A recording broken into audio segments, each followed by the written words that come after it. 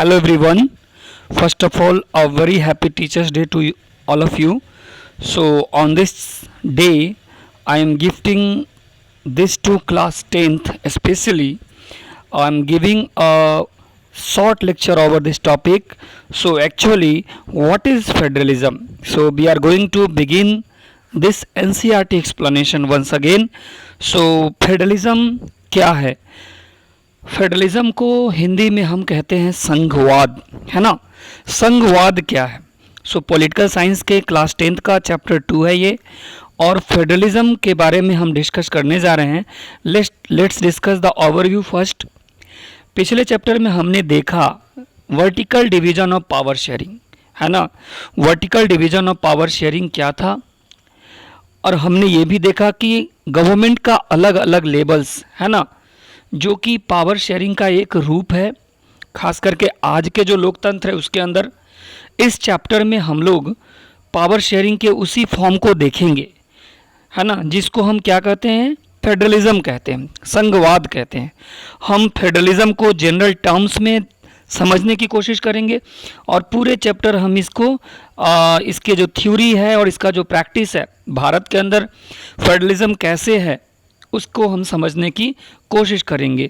Federal constitution provisions यानी संविधान के अंदर संघीय संवैधानिक प्रावधान, जिसको संविधान के अंदर रखा गया है ना।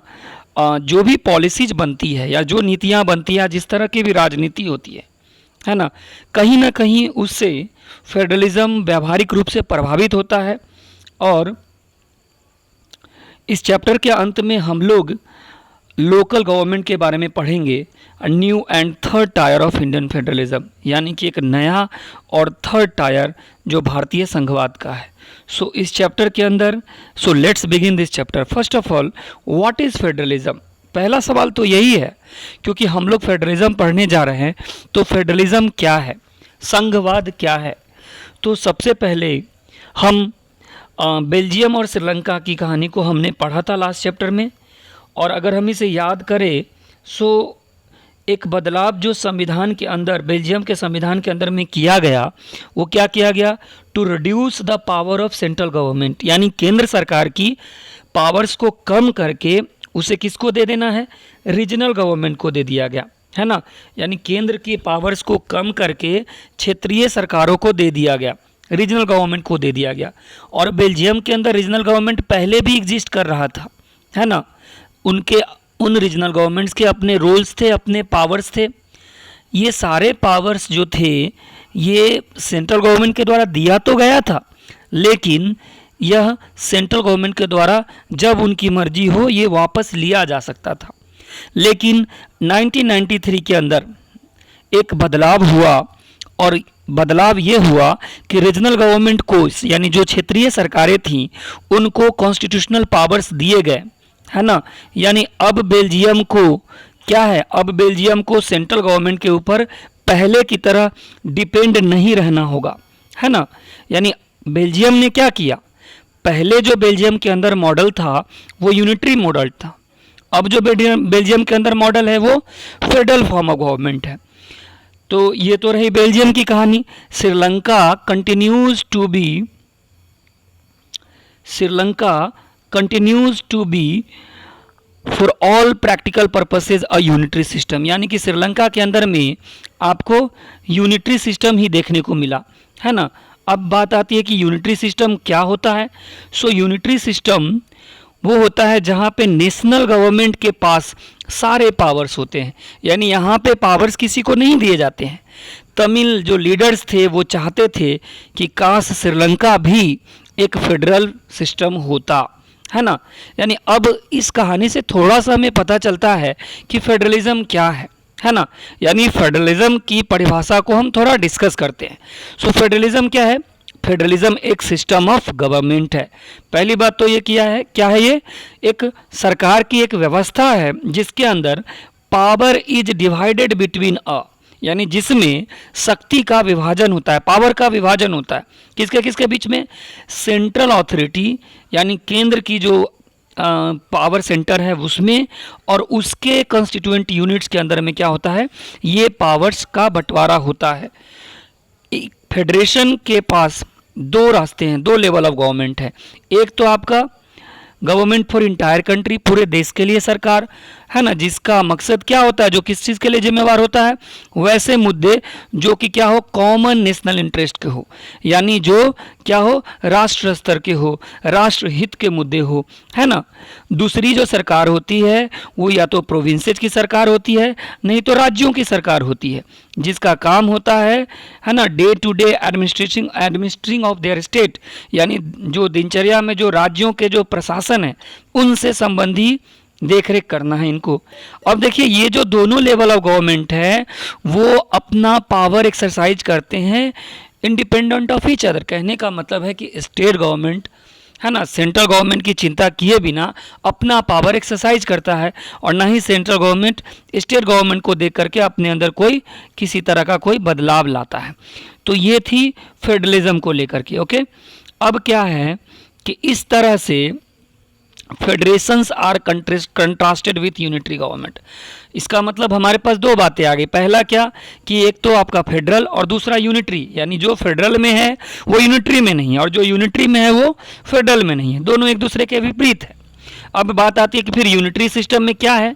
सो यूनिटरी सिस्टम के अंदर में either there is only one level of government, या तो एक ही लेवल ऑफ गवर्नमेंट होगा, और अगर होगा उसका सब यूनिट, अगर होगा भी तो सेंट्रल यूनिट का, फाइनल यूनिट का या अल्टीमेट यूनिट का क्या होगा, सब यूनिट होगा।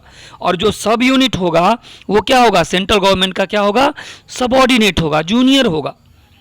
व्हाट डज इट मीन कि सेंट्रल गवर्नमेंट ऑर्डर पास कर सकती है, ऐसी परिस्थिति में सेंट्रल गवर्नमेंट प्रोविंसेज को या लोकल गवर्नमेंट को आदेश पास कर सकती है, लेकिन फेडरल सिस्टम में है ना, सेंट्रल गवर्नमेंट स्टेट गवर्नमेंट को आदेश नहीं दे सकती है।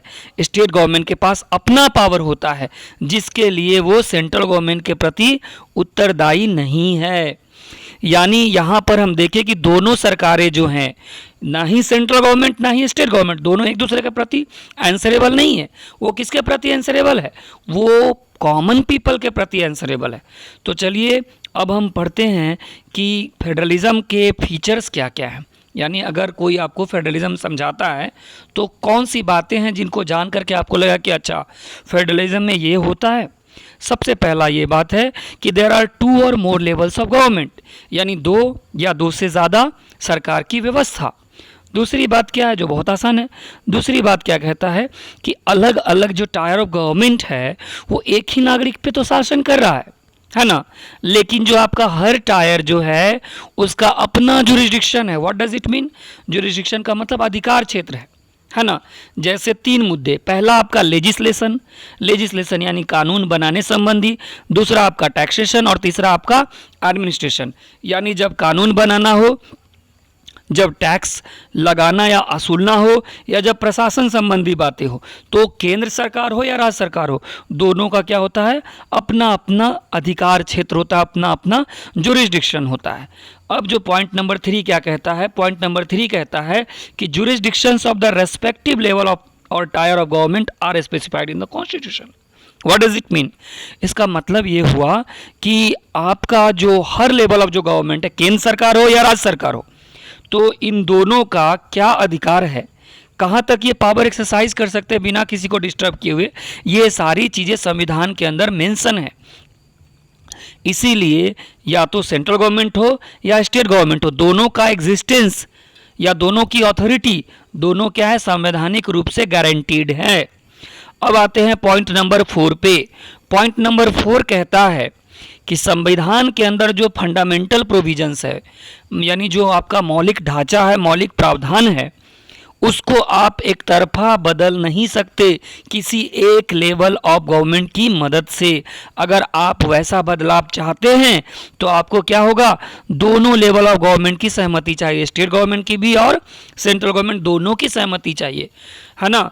पांचवा पॉइंट क्या कहता है कि कोर्ट के पास, अदालतों के पास ये पावर है कि वो कॉन्स्टिट्यूशन को क्या कर सकता है, इंटरप्रेट कर सकता है, उस पर अपना राय रख सकता है, उसको चेक कर सकता है ना।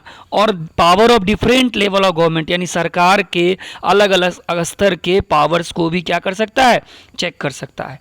यानी हाईएस्ट कोर्ट कौन है देश के अंदर, सुप्रीम कोर्ट है, नो डाउट।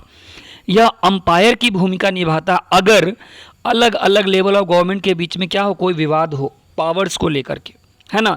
यानी केंद्र और राज्यों के बीच में कोई विवाद हो, या फिर राज्य और दूसरे राज्य के बीच में विवाद हो, तो कौन हल करेगा, सुप्रीम कोर्ट करेगा। ओके, अब आता है बात किसका, पॉइंट नंबर 6 का। पॉइंट नंबर 6 क्या कहता है कि sources of revenue for each level of government are clearly specified to ensure its financial autonomy. देखिए, केंद्र सरकार कितना टैक्स लगाएगा, केंद्र सरकार कितना टैक्स असूलेगा या राज्य कितना असूलेगा, है ना, इसको लेकर के दोनों एक दूसरे को, है ना, इंटरफेयर नहीं कर सकते हैं, परेशान नहीं कर सकते हैं। यानी दोनों अपने अपने स्तर से टैक्स की पैसे को खर्च कर सकता है, दोनों अपने अपने स्तर से टैक्स कितना लेना है, कितना % टैक्स लेना है ना, ये दोनों आपस में तय कर सकते हैं। इसको हम बोलते हैं फाइनेंशियल ऑटोनॉमी, यानी कि वित्तीय स्वायत्ता। ओके, सो ये रहा आपका पॉइंट नंबर 7। यानी कहीं ना कहीं ये जो आपका फाइनेंशियल ऑटोनॉमी है ना, ये बहुत बड़ी चीज़ होती है, क्योंकि कम से कम आपके जेब का पैसा है, अगर आपको किसी से पूछ के खर्च करना हो, है ना, तो आपका इंडिपेंडेंस बिल्कुल नहीं रह जाता। ठीक उसी तरह से अगर केंद्र का पैसा है या राज्य का पैसा है, ना ही केंद्र को राज्य से पूछने की ज़रूरत पड़नी चाहिए और ना ही राज्य को केंद्र से पूछने की ज़रूरत पड़नी चाहिए। ओके, सो इससे हमको फाइनेंशियल ऑटोनॉमी का पता चलता है। अब आता है पॉइंट नंबर 7। पॉइंट नंबर 7 क्या कहता है कि फेडरल सिस्टम का 2 मकसद, पहला क्या कि टू सेफगार्ड यानी रक्षा करना, और दूसरा promote unity of the country यानी देश की एकता को क्या करना, प्रोमोट करना, और at the same time accommodate regional diversity यानी जो क्षेत्रीय विविधताएं हैं, अंतर है, उसको क्या करना, उसका समायोजन करना।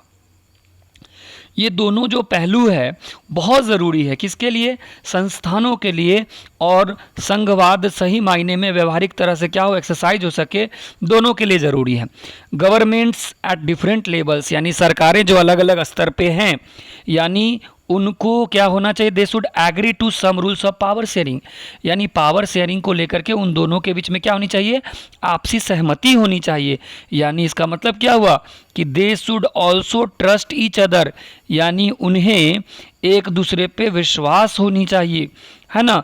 और दूसरी बात क्या है, सबसे बड़ी बात यह है कि जब हम बात करते हैं आइडियल फेडरल सिस्टम, आदर्श संघीय ढांचा, इसका मतलब क्या हुआ, आदर्श जनरली हम कल्पना करते कि काश ऐसा होता, क्या होता, म्यूचुअल ट्रस्ट, यानी सेंट्रल गवर्नमेंट को स्टेट गवर्नमेंट पे भरोसा, स्टेट गवर्नमेंट को सेंट्रल गवर्नमेंट पे भरोसा, ऐसा देखने को तो नहीं मिलता, इसीलिए हम कहते हैं आदर्श संघीय ढांचा। दूसरा क्या, एग्रीमेंट, सहमति होनी चाहिए कि दोनों मिलके साथ काम करेंगे, है ना।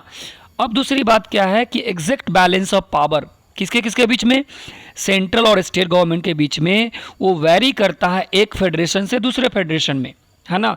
यानी कि ये जो बैलेंस है वो डिपेंड करता है कि किस तरह से हिस्टोरिकली या किस संदर्भ में फेडरेशन का फॉर्मेशन हुआ है। 2 रूट है, 2 रास्ते हैं फेडरेशन बनने के, है ना। पहला रूट क्या है, तो पहला रूट ये हो सकता है कि अलग अलग स्वतंत्र राज्य, इंडिपेंडेंट स्टेट इकट्ठे आए, है ना, और एक बिगर यूनिट का निर्माण करे, है ना, by pooling sovereignty and retaining identity, यानी अपनी पहचान को क्या करे, जारी रखते हुए, they can increase their security, यानी वो सुरक्षा को क्या कर सकते हैं, बढ़ा सकते हैं।